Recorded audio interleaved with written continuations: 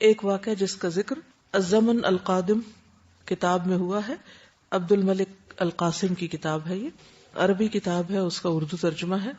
وہ لکھتے ہیں کہ ایک آدمی معمول کے مطابق اپنی گاڑی پہ جا رہا تھا، مدینہ کی ایک سرنگ میں اس کی گاڑی خراب ہوگی، یعنی ٹنل میں۔ وہ گاڑی سے نکلا کہ ورکشاپ جا کر ٹھیک کروا سکے۔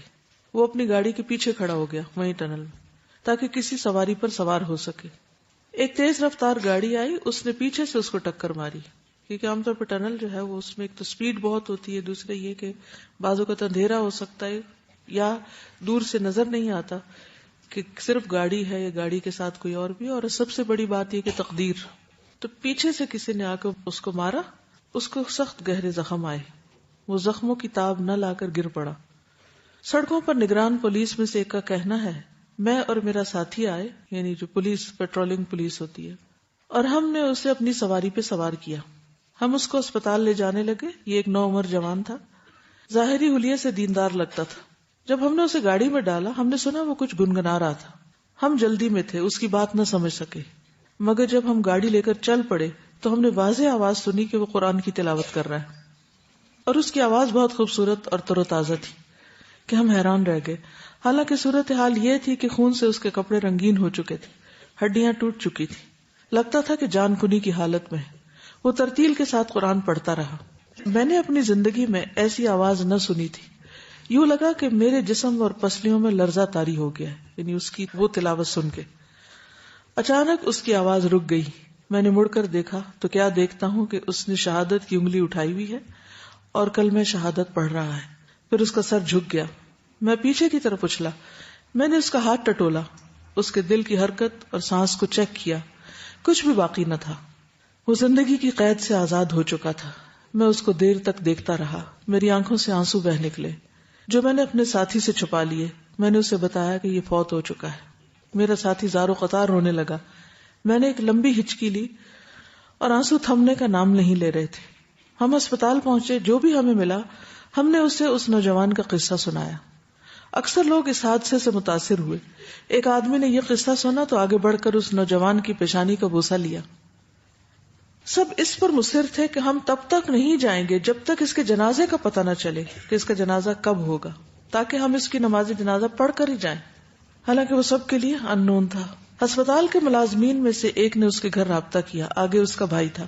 اس نے اپنے بھائی کے متعلق بتایا، یعنی جو بھائی زندہ تھا اس نے اس فوت شدہ بھائی کے بارے میں بتایا کہ ہر سوموار کو وہ گاؤں میں دادی کے پاس ملاقات کے لیے جاتا تھا، بیواؤں اور یتیموں کی دیکھ بھال کرتا تھا۔ پورا گاؤں اس کو جانتا تھا۔ وہ ان کو دینی کتابیں اور دینی کیسٹس دیتا تھا۔ وہ جب جاتا تو اس کی گاڑی چاولوں اور چینی سے بھری ہوئی ہوتی، وہ جا کر تقسیم کرتا، حتیٰ کہ وہ بچوں کی مٹھائی بھی نہیں بھولتا تھا کہ ان کو خوش کر سکے۔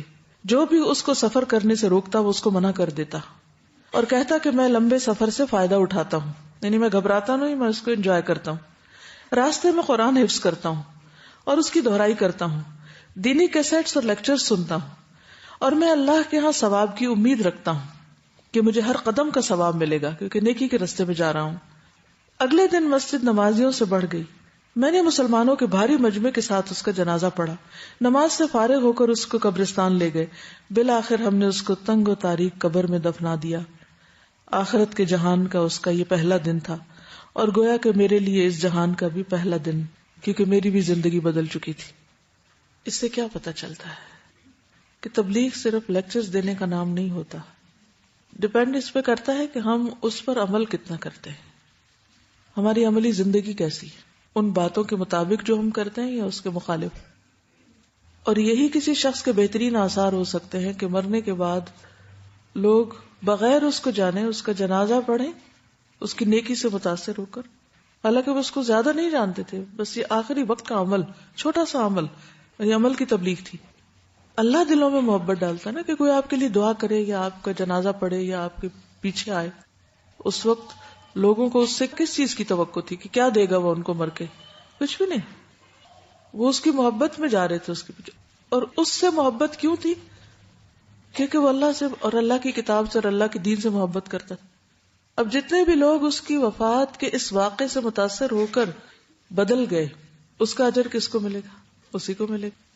تو حقیقت یہ ہے کہ جو اچھا خاتمہ ہے وہ انسان کی سب سے بڑی خوش قسمتی ہے. کوئی بات آپ کہیں گے اس واقعے سے؟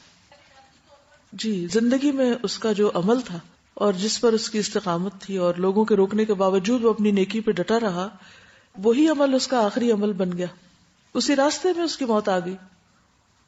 ان الذین آمنوا وعملوا الصالحات سیجعل لهم الرحمن ودا. جو لوگ ایمان لائیں گے اور نیک عمل کریں گے، ان قریب اللہ تعالیٰ ان کے لیے دلوں میں محبت پیدا کر دے گا. تو ہمیں لوگوں کے پیچھے بھاگنے کی ضرورت نہیں کہ وہ ہمیں چاہیں یا وہ ہمیں محبت دیں. ہمیں اپنے آپ کو اللہ کے ساتھ خالص کرنے کی ضرورت ہے، اور باقی سب کچھ تو اللہ کے ہاتھ میں. وہ جس کے ذریعے چاہے گا دلوائے گا. حضرت ابراہیم علیہ السلام جب ان کو آگ میں پھینکا جا رہا تھا تو اس دوران کہ انہیں اٹھا کے آگ کی طرف لے جایا جا رہا تھا، جبریل علیہ السلام حاضر ہو گئے کہ بتائیے میں آپ کی کیا مدد کر سکتا ہوں. انہوں نے کیا کہا تھا اس وقت؟ حسبی اللہ و نعم الوکیل. آپ کی مدد نہیں، اللہ کی مدد چاہیے، اور اللہ ان کو کافی ہو گیا. بندے تو خود محتاج ہیں، مخلوق تو خود محتاج ہے، لیکن اتنا توکل ہو اللہ پہ تو پھر ہم کہتے ہیں نا. ورنہ تو ہر وقت ہماری نظر اس پہ ہوتی ہے جو لوگوں کے ہاتھ میں ہوتا ہے کہ کسی طرح یہ ہمیں کچھ دے دیں، ان سے ہمیں کچھ مل جائے. جبکہ سارے خزانوں کا مالک کون ہے؟ اللہ. اللہم لا مانع لما اعطیت ولا معطی لما منعت ولا ينفع ذا الجد منک الجد.